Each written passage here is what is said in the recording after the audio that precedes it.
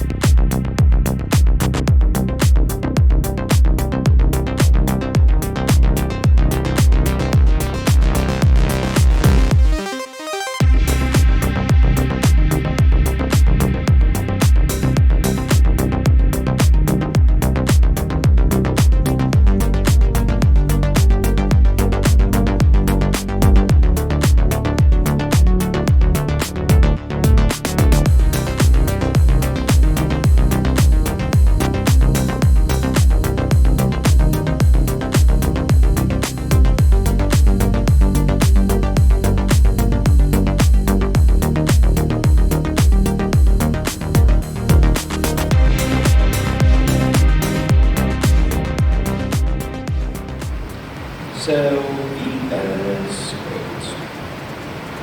That's the VS Code right here. And to download VS Code tools for AI, you just need to go to extensions, and I already have it here, Visual Studio Code tool for AI, right? It's installed. But if you just want to search for it, I think if you just look for tools for AI, yeah, it will be there on the top.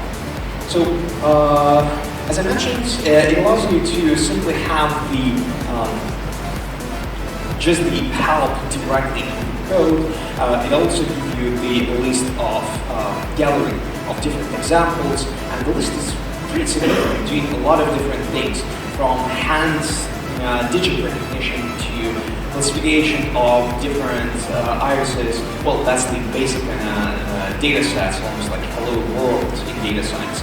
But it also allows you to look at more complex machine learning solutions, like classification of different group of people, right? And doing, for instance, movie predictions, right? That's what Netflix did a long time ago.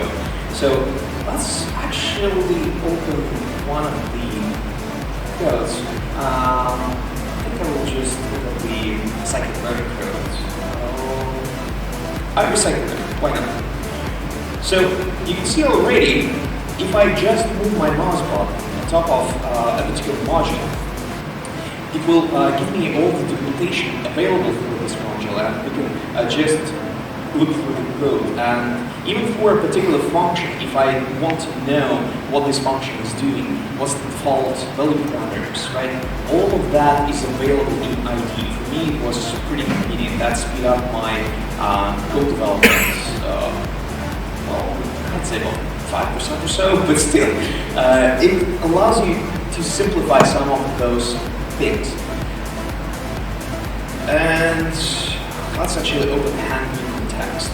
So what I want to show you next is the simple Python code, which doing handwritten text recognition. So I will quickly go through the code. It's actually very, very simple.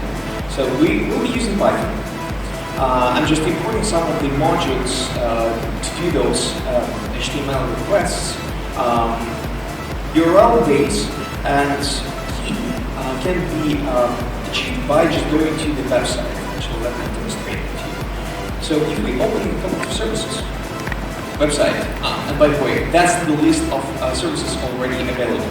So today we will be using Vision API, particularly Computer Vision API. API. But there are multiple other solutions, and if you don't even want to download and play with the code, but just want to provide real image and see what the system can print out, it's also available on this website. So if you just look for cognitive services on Azure, you can go through all of those available functionalities and see what those systems can do. So Face API, Emotion API, right? There's different functionality already available, even video indexer. Right?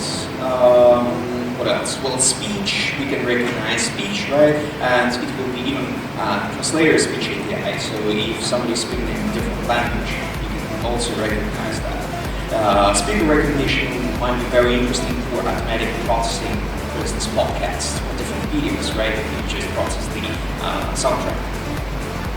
And so on and so forth. All right, knowledge, language. So if you're interested, just go to any of those services and read more, or even play around with those cognitive services.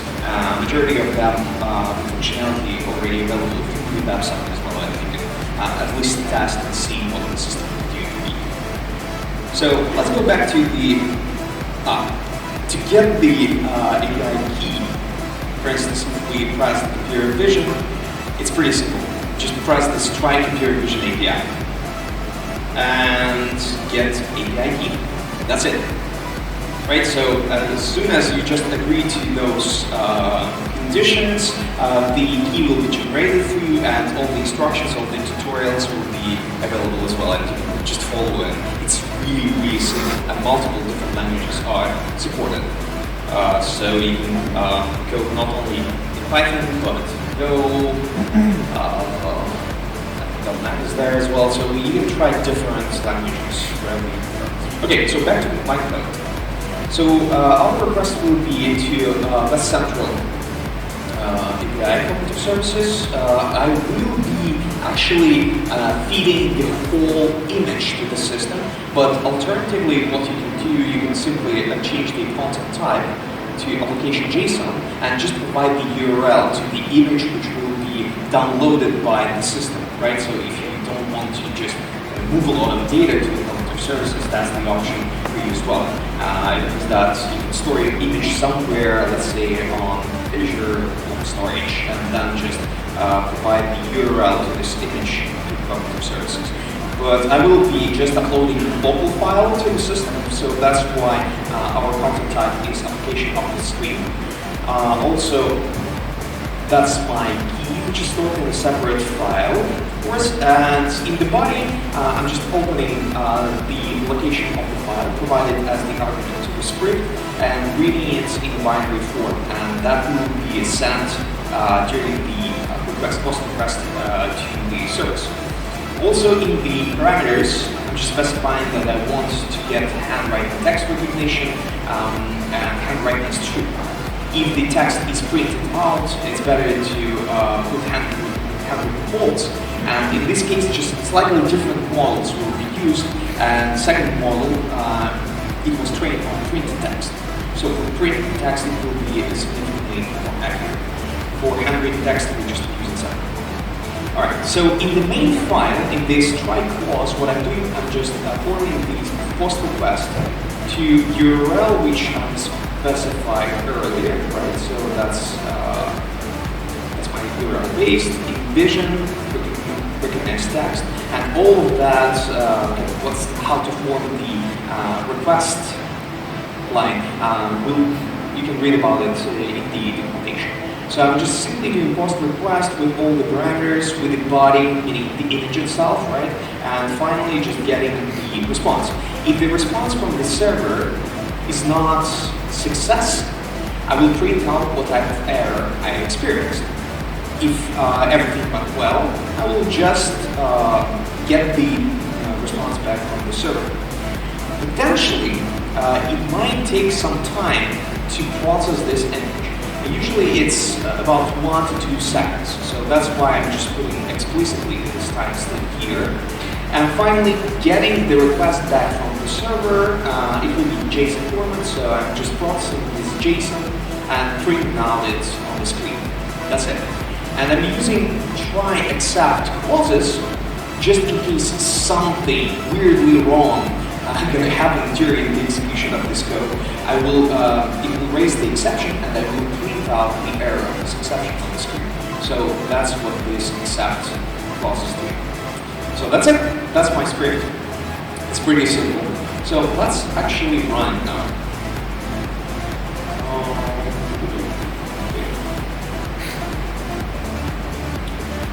That's my script by Happy, and as I mentioned, secondary argument, actually the first argument I need to provide to my script is the location of the file. So let's actually choose some file. What can we do? Just quickly look at my images. Let's go to documents. Let's say machine learning, Python. How about this one? And the D100. Okay, perfect image. So that's the image we will be processing. And once again, we're just trying to recognize this handwritten text of the whiteboard, right? So what I need to do next is just to specify the location. Oops. Let's go back to my VS Code. What I need to do is specify the location of this image, and it was in room/d100 png. That's my file. So let's zoom out just to see the result of the execution. Alright, so request happens. Perfect. We actually just got the result from the server. And I mentioned that it will be in JSON format, right? So what we see here, for instance, is that blocks exclamation mark was recognized, and it did. It's basically this part. This part of the image, right? And also there's like separate words with the bounding box. Bounding box, it's 8 coordinates: x1, y1, x2, y2, and so on and so forth. So basically it's the rectangular area around the text. And it actually might be slightly tilted as well. And the first word is rock, and then we also have rocks. And also text, exclamation mark, so it's a separate kind of word. And it can be really good, for instance, if you're trying to process not the whole sentence, but individual words, right? So that's it.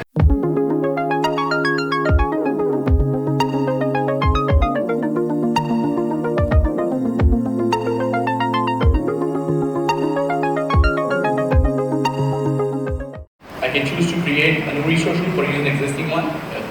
If you're familiar with resource group, it is a concept that basically allows you to group all the entity of your application into a single bundle. Like we like to say, it's like your folder, right? If you've been to some vacation or some project where you create your folder on Windows and store all the files into one single place, is what the resource group is, right? It also allows you to set policies and allow you to say who all can contribute to the resource group, who all can see the view, who can delete and whatnot. That's for another topic, right? So I'm going to go and use the existing one that I've created. Here is Text Summit. And over here I get an option to run the function app on either Windows OS or Linux OS. I'm going to choose the Windows for now, and then you see there are two options: a hosting plan. The consumption plan, by default, it is a serverless, a true serverless computing. So when you select a consumption plan, you're not thinking about servers. But you would choose to use an app service plan, which is basically a VMs that you might be using for your another web app or some other application which you're hosting with Azure App Service. And you don't want to pay for additional consumption plan. You already have some VMs that you're paying for to run some applications, and you want to run your serverless application on those VMs for free. So you could choose that. Or you could go with a consumption plan where you just pay for it per execution. So by default, we select the consumption plan, and then you just the storage that for all information, you can turn an application inside, and then you can just say go ahead and create. And this is basically going to go ahead and create an Azure function. While that's doing, the deployment takes a little bit because it goes out to write the data entry into our app service database and what the function app looks like, who wants it, what subscription it is, the function plan, which OS it needs to run on, etc. Alright, so while that's doing, for interest of time, I've already pre-created a function app. Here, we call Keras.js HTTP backup, right? So when this one's done, it will come up and it will show the exact same thing as the UX that we have here. Right, so when it's created, you see this the function app that has been created is called HTTP backup plan, backup app, and you can start creating multiple functions for that. So I'm going to minimize this one that I've created first. I'm going to go through the experience of create. So I'm going to say new function inside the function app. Okay, so this one's done. For the sake of that, I'll come back here.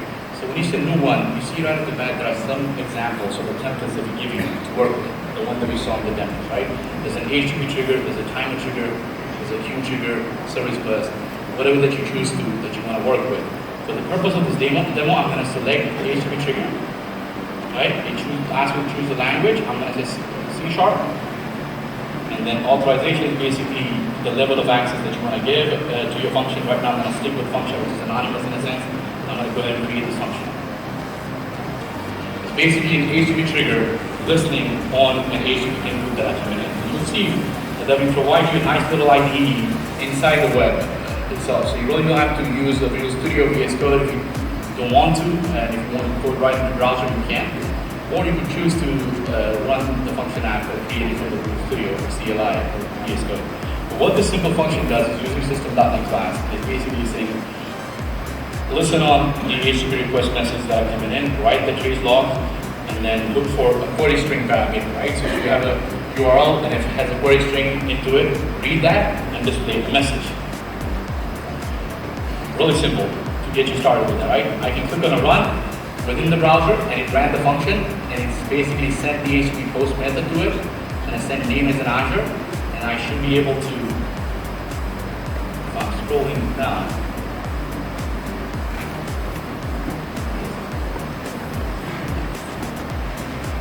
okay, so it's basically ran that function. I can go ahead and copy the function URL from here and then run it in the browser without the query string. And it's basically triggered the function in the background saying, okay, well, the HTTP request has been fired, but it needs a query string to it. So please pass a name and a query string to the request body. So if I go ahead to this URL and append it with name, Paris, enter and it says hello Paris, right? And you get an idea. So this could be having a HTTP web API running live on one of the servers or without thinking about the servers within a few seconds. It could be handling one request, 10 requests, or billions of requests, and it will scale automatically. You don't really have to worry about where the server was. You notice in the whole create process, I've never asked you what size of VM do you need. What's the memory that you're going to need to set up an auto-scale rule. None of that. It will work for one request, it will work for 100,000 requests without worrying about any of that. So that's the power of a function in general. Again, you'll notice some of the things that are similar to using an app service perspective, right? So I'm going to go to this function and then click on integrate. This is where you specify the bindings. By default, this function was HTTP trigger, so it says listen on an HTTP trigger as an input binding. But I can change and add a new input binding of my choice. Instead of listing an HTTP trigger, listen on blob storage, listen on external file, right? Listen on the OneDrive. You get an idea of Cosmos DB. And similarly, you could put an output binding, right? Right now, I'm just displaying the name variable, the output of the API that we created into the browser. But you could imagine a scenario, the output can go to blob storage, you can go to Event Hub, and then create a chain of functions if you choose to. But that's what the power of the binding is. You'll see the same feature sets if you're familiar with Azure App Service, is where it allows you to manage your function. You could add the function keys, the app settings in a sense, or you could monitor your function with our in-loop monitoring, right? So this is the basic part. If you want to learn more about the functions, I highly recommend going to Travis's session tomorrow, where he's going to go into detail on how your function works for that.